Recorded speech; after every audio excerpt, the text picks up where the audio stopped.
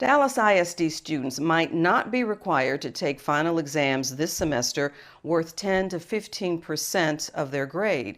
District leaders are considering a plan that would reduce the stress on school systems and lighten the load for students who are struggling during the pandemic.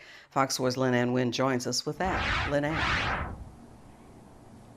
Clarice, the board isn't planning on voting on this until their next meeting, but many board trustees appear to support the measure to help relieve some stress from this school year.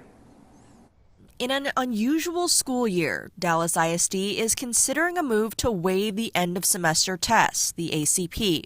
Providing relief to the campuses related to all of the stress-induced issues due to COVID. Lots of things going on with teachers, lots of things going on with campus leaders, and it's causing a lot of stress on the system. The ACP accounts for 10% of a middle schooler's semester grade and 15% for high school. It also helps determine how teachers are evaluated and their compensation. For a whole lot of them, they'd like to see ACPs gone forever. Quite frankly, they would like to do their own test covering the material that they've covered. Rena Honey with Alliance AFT, which represents Dallas ISD employees, says waiving the ACP does go a long way in helping with teacher and student stress and gives classes more time to catch up on big learning gaps. To not have to be worried about that, to not have to put that stress on personally themselves and on the students.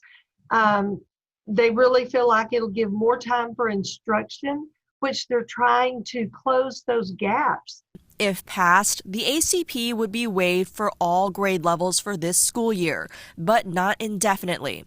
District employees say there are other tests throughout the year to measure student progress. If we're just overtaxing the teachers and the students, because if you're only teaching for an assessment, you're not going to get to real learning. And so this is a great step.